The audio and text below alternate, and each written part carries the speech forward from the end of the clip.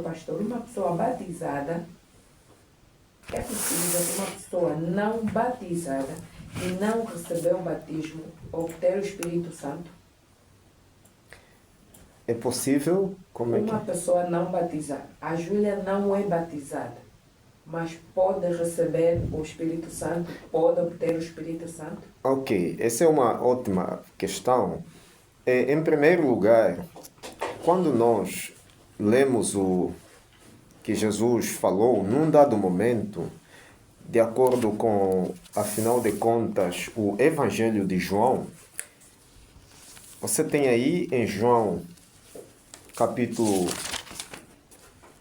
16, João capítulo 16, um relato, uma narração atinente à missão do Consolador, que nada mais, nada menos é uma referência à pessoa do Espírito Santo, a terceira pessoa da Trindade.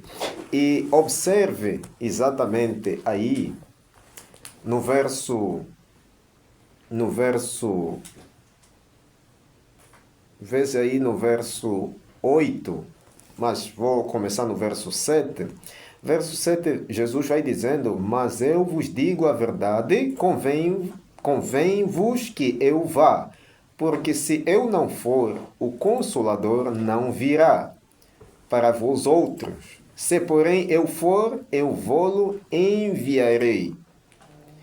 E aí continua no verso 8: Quando ele vier, convencerá o mundo do pecado, da justiça e do juízo. Então, aqui está falando da vinda do Consolador, que exatamente é uma referência à terceira pessoa da Trindade, uma referência ao Espírito Santo.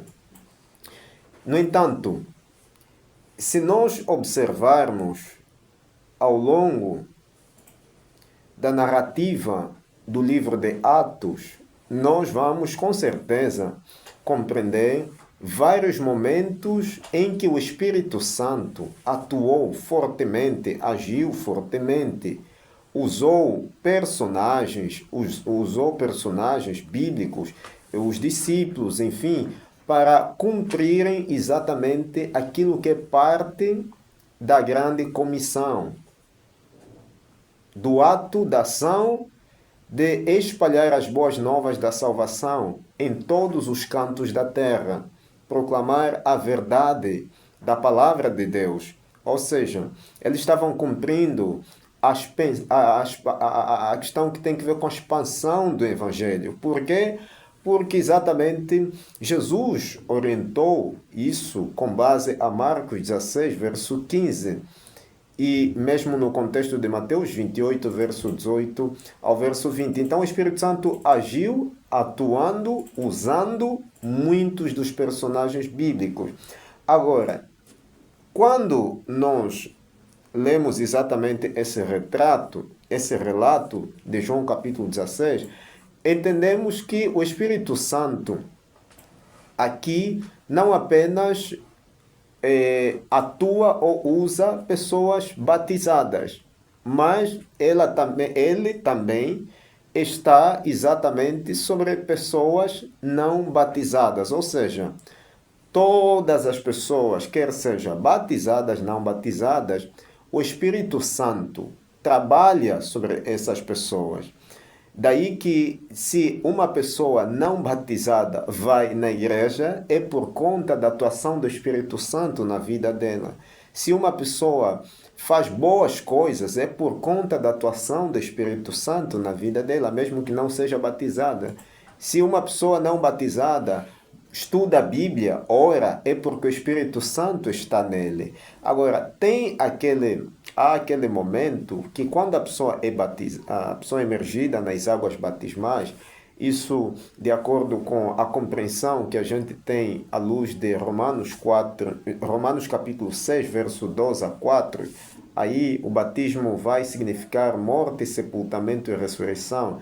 E com certeza aí as pessoas recebem aquilo que vários intérpretes e estudiosos dizem o batismo do Espírito Santo também. Então, temos que fazer essa diferença. Há pessoas não batizadas, com certeza o Espírito Santo também está neles, usa eles, atua neles e lhes ajuda na tomada de várias decisões. E também quando a pessoa é batizada, aí também outro sim, há aquele aspecto teológico de que a pessoa recebe o batismo do Espírito Santo. Pastor Felipe Dúvida, Jesus se referia a algumas pessoas no livro de João, e se realmente Jesus se referia, o pastor pode aqui explicar ao nosso amigo Gonçalo quais são essas pessoas que Jesus se referia no livro de João? Exato. Com certeza a pergunta do nosso amigo cinge-se no capítulo 10 de João, verso 16. Porque é justamente no verso 16 onde Jesus fala: ainda tenho outras ovelhas, não deste aprisco. A mim me convém conduzi-las, elas ouvirão a minha voz, então haverá um rebanho e um pastor. Quando Jesus falava de que ainda tenho outras ovelhas, não deste aprisco, claro que ele referia-se às pessoas que na época eram chamadas de gentias, ou seja, os gentios. Isso com base à correlação que a gente poderia fazer no capítulo 7 de João, verso 35, capítulo 12, inclusive, verso 20. Então, ele também estava falando na perspectiva de outras ovelhas como sendo gentios que deveriam exatamente se unir com os judeus, estando ou fazendo parte da mesma igreja. Então, isso a gente também acaba entendendo quando a gente faz uma analogia com a passagem do que Paulo escreveu na Epístola aos Efésios, capítulo 2, verso 11 a 18, aí onde temos exatamente, ou torna-se evidente, essa união dos judeus e gentios na igreja. Então, hoje podemos sim, com certeza, fazer a aplicação dessas palavras a pessoas que não fazem parte do povo de Deus. E há um chamado que Deus faz para que essas pessoas se juntem ao seu povo. Isso está declarado em Apocalipse capítulo 18, verso 4, onde diz: sai dela, povo meu, seus filhos que estão nas igrejas caídas, Babilônias, sai dela, povo meu, para não serdes participantes dos seus flagelos. Então, há um chamado para que os seus filhos saiam das igrejas caídas, Babilônias, e se juntem exatamente ao povo de Deus, ao povo dele. Pergunta ao nosso amigo pastor Malaquias Júnior Guedes: como o pastor pode explicar a água transformada em vinho? E também como o pastor pode explicar aqui o vinho que Paulo recomendou a Timóteo para beber, pastor? Exato. Essa é uma ótima pergunta. Foi água que foi transformada em vinho? Certo. Sobre a água transformada em vinho, nós temos aí no relato de João capítulo 2. Você tem aí em João capítulo 2. João capítulo 2, precisamente aí nos versos 1 até pelo menos ao verso 12. João capítulo 2, verso 1 até ao verso 12. Na verdade, isso foi na Galileia e foi num casamento que exatamente Jesus também acabou indo porque foi convidado. E o ato aqui, nada mais, nada menos, tem que ver com um milagre realizado por ele.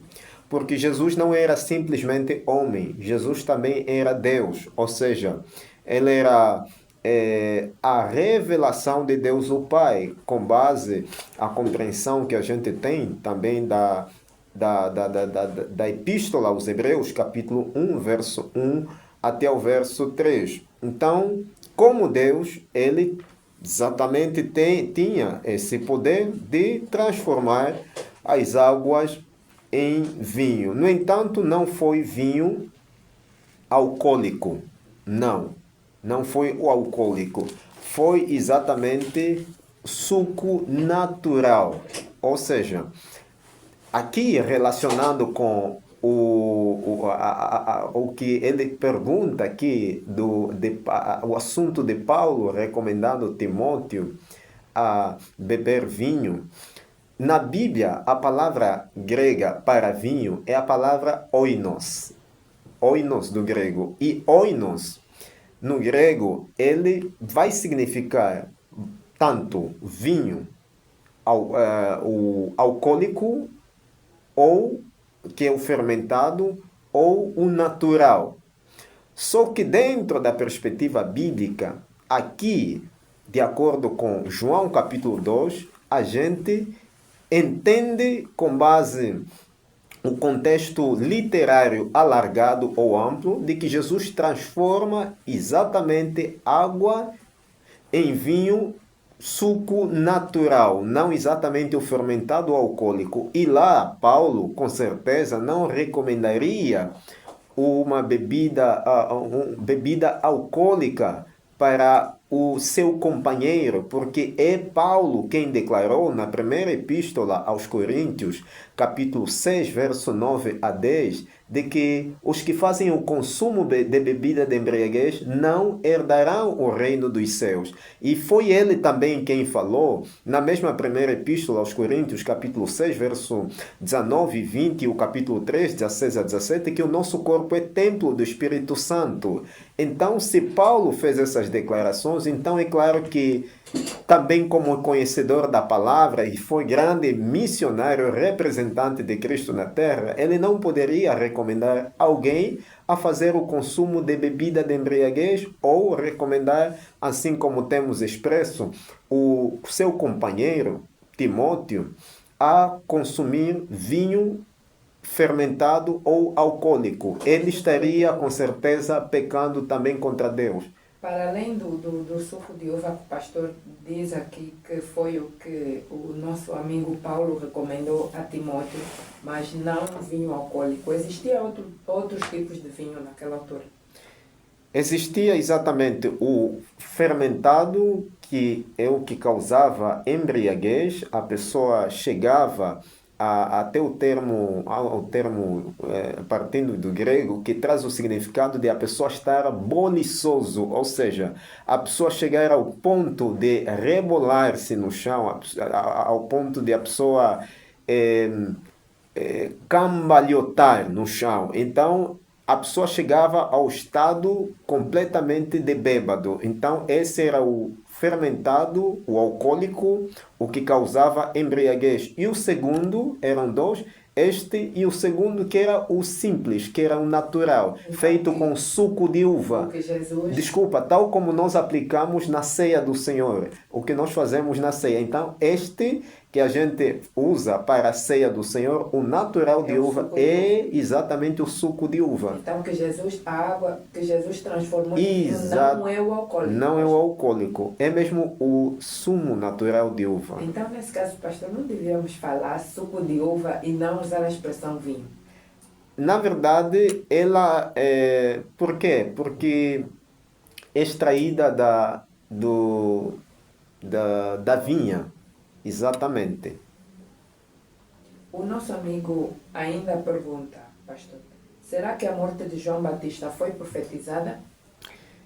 De forma direta, não.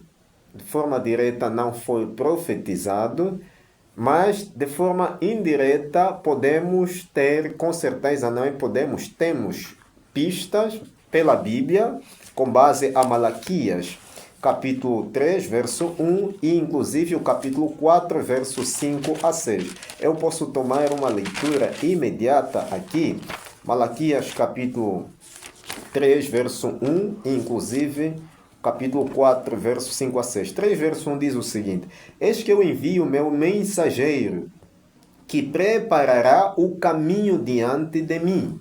De repente virá ao seu templo o Senhor a quem vos a quem vós buscais, o anjo da aliança a quem vós desejais. Eis que ele vem, diz o Senhor dos Exércitos. Capítulo 4, verso 5 a 6. Eis que eu vos enviarei o profeta Elias antes que venha o grande e terrível dia do Senhor. Ele converterá o coração dos pais aos filhos e o coração dos filhos a seus pais, para que eu não venha e fira a terra para que eu não fira a terra com a maldição. Então, nós temos aqui de forma indireta e não direta uma profetização relativamente a não morte nesse sentido, mas uma ideia mínima de um sofrimento.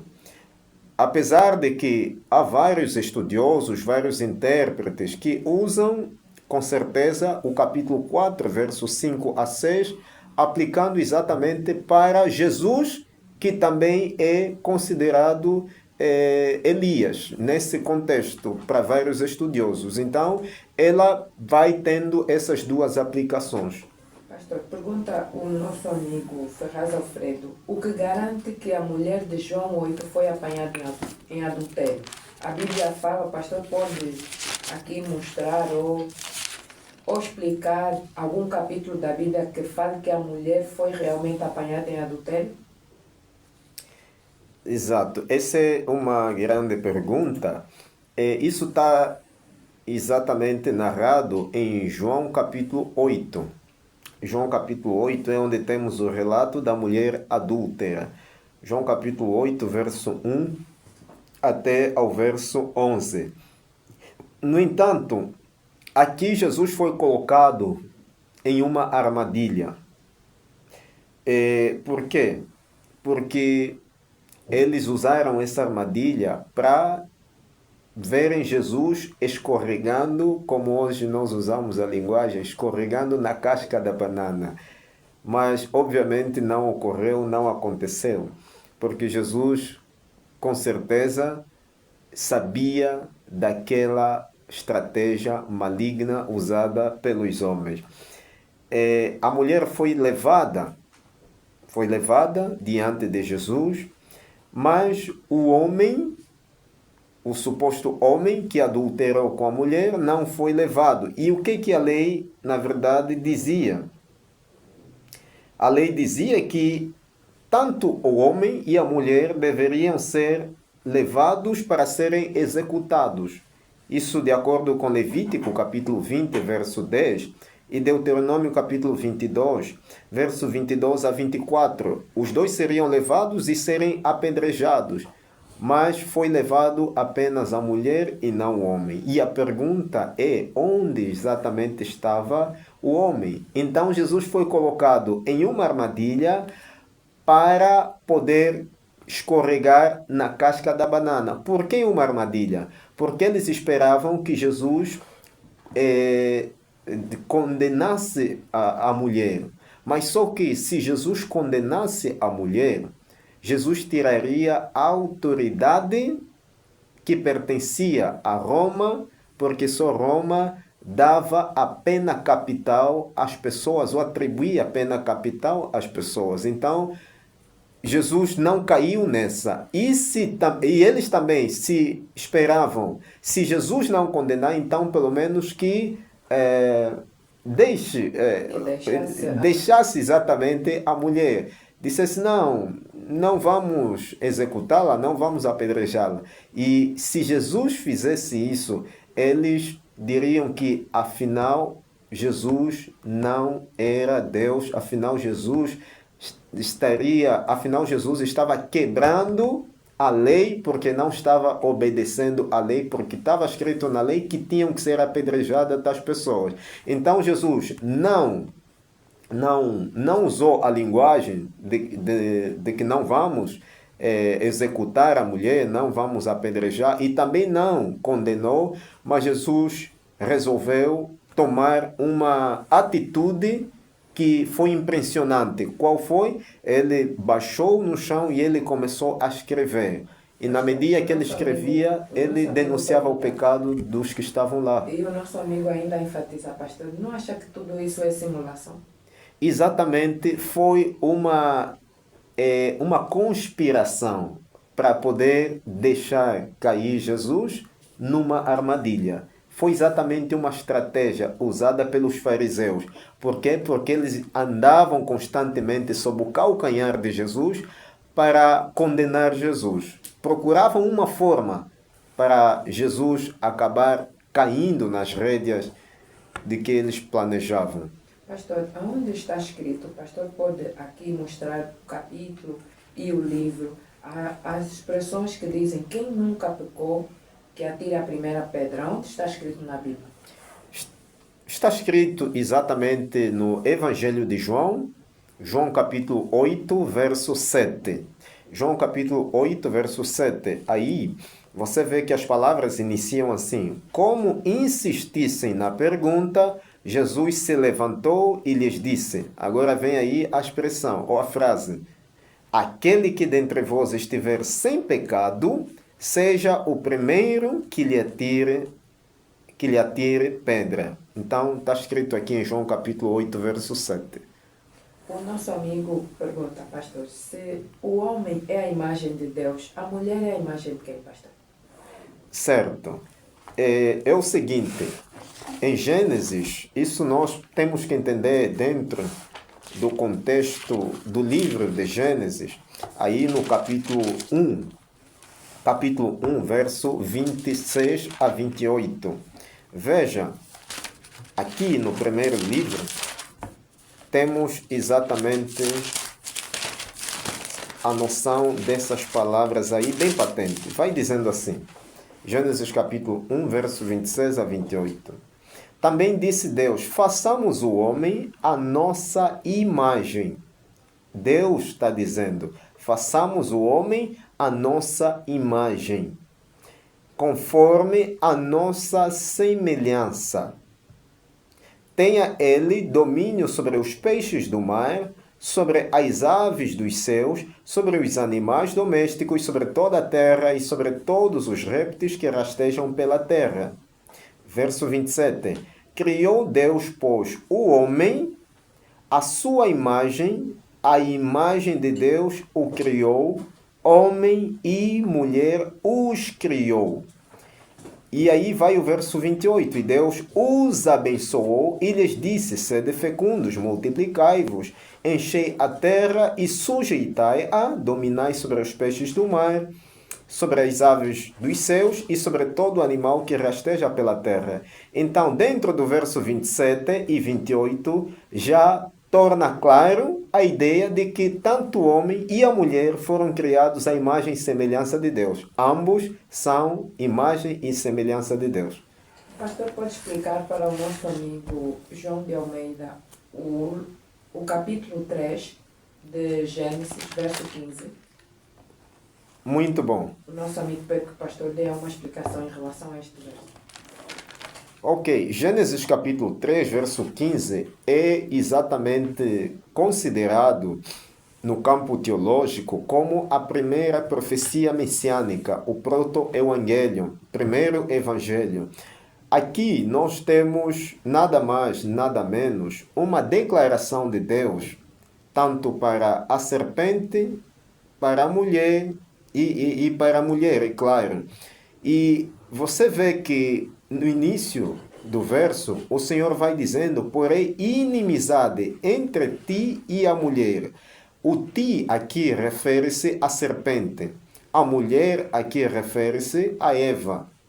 E depois, entre a tua descendência e o seu descendente. A descendência aqui, a palavra descendência, é uma alusão à descendência da serpente. E o seu descendente, o descendente aqui é uma referência ao descendente da mulher. E quem seria o descendente da mulher? É exatamente Cristo Jesus. Não exatamente a Caim que a Eva pensou naquele instante, mas foi exatamente Cristo o descendente. E tanto é que continua o texto, este te ferirá a cabeça. Este quem? Esse termo este aplica-se ao descendente da mulher, neste caso Cristo. que feriria a cabeça da serpente. E continua, e tu lhe ferirás o calcanhar. Ou seja, a serpente, aqui a ideia de ferir o calcanhar é fazer sofrer a pessoa de Cristo Jesus mediante aquele retrato da morte na cruz, o sofrimento retratado por Isaías, capítulo 53, falando sobre o sofrimento vicário do Filho de Deus. Então, é exatamente isso. Escreveu para nós um amigo, mas não mencionou aqui o seu nome, e ele diz: Bom dia, irmã Júlia. Eu quero que o pastor me faça entender o livro de 1 de Samuel, capítulo 15, versos 26 e 35. Vamos abrir aqui o texto. Primeiro livro de Samuel, capítulo 15. Samuel, capítulo 15, o verso 26 e o verso 35. Exato. Verso 26. Aqui, o verso 26 e 35, ok? Aqui, verso 26 vai dizendo assim. Porém Samuel disse a Saul: Não tornarei contigo, visto que rejeitaste a palavra do Senhor. Já ele te rejeitou a ti para que não sejas rei sobre Israel. Ou seja, aqui no verso 26 está exatamente esse verso 26 está exatamente dentro do relato voltado à desobediência de Saul e à sua rejeição. Ou seja, Saul tornou-se desobediente a Deus, ou ele já fazia coisas que não eram desagradáveis aos olhos santos de Deus. E ele foi rejeitado com certeza pelo Senhor. E Samuel, que era exatamente profeta na época, chamou-lhe exatamente a atenção pelos maus procedimentos apresentados por ele, neste caso Saul, por apresentar maus procedimentos de Saul, e tanto é que ele foi claro de que o Senhor não estaria mais com ele, aqui no verso 26, por isso que ele diz que eu não vou, eu já não voltarei para falar consigo. E aí no verso 35, aí vai exatamente dizendo: nunca mais viu Samuel a Saul até o dia da sua morte. Porém, tinha pena de Saul. O Senhor se arrependeu de haver constituído Saul rei sobre Israel. Ou seja, por causa dos maus feitos de Saul, por causa da maldade e dos caminhos que ele andava, que não eram aplausíveis aos olhos santos de Deus, o Senhor Deus arrependeu-se de ter constituído Saul como rei em Israel. Então daí que ele foi rejeitado, e aí o profeta Samuel nunca mais viu Samuel. E apesar disso, ele demonstrou uma pena para Saul. Escreveu para nós mais um amigo, pastor, que também não mencionou aqui o seu nome, mas ele diz assim: Bom dia, Rádio Adventos, que a paz do Senhor esteja com vocês. A minha questão está no livro de Mateus, capítulo 10, verso 34, até o último versículo. Eu gostaria que o nosso caríssimo pastor explicasse a respeito dessa passagem. Mateus capítulo 10, verso 34. Ok. Aqui vai dizendo o texto, por palavras de Jesus: não penseis que vim trazer paz à terra. Não vim trazer paz, mas espada. E esse verso 34 encontra-se dentro da narração relativamente às dificuldades que as pessoas experimentariam ao aceitarem Ele como seu Senhor, ao aceitarem Jesus como seu Salvador, as pessoas ao aceitarem a Jesus como Mestre. A ideia aqui do verso 34 não pode, ou seja, esse verso não pode ser compreendido de forma literal. Aqui, se nós entendermos de forma literal, teremos uma série de problemas. Então, o que Jesus queria exatamente dizer com esse verso 34? E tanto é que, se você associar o verso 34, em hermenêutica nós temos aquilo que chamamos de contexto. E dentro do contexto, nós temos o contexto literário imediato. Então, dentro do contexto literário imediato, que cinge-se ou destaca-se na leitura e compreensão dos versos anteriores e ou posteriores ao texto a ser estudado, a gente entende que Jesus, com base nesse verso 34, ele está exatamente falando das dificuldades que as pessoas experimentariam ao aceitarem a Ele como seu Senhor, como seu Salvador. Essas pessoas seriam rejeitadas na família, essas pessoas seriam expulsas de casa, e hoje a gente vê isso. Pessoas que acabaram aceitando a Jesus, foram batizadas e estão a frequentar uma igreja, mas a família não está de acordo, a família expulsou a pessoa de casa. Então são conflitos que as pessoas experimentariam ou viveriam tão logo que aceitassem a Ele como seu Salvador. Temos mais uma mensagem. Escreveu para nós o amigo Miguel Mussumba Luiz.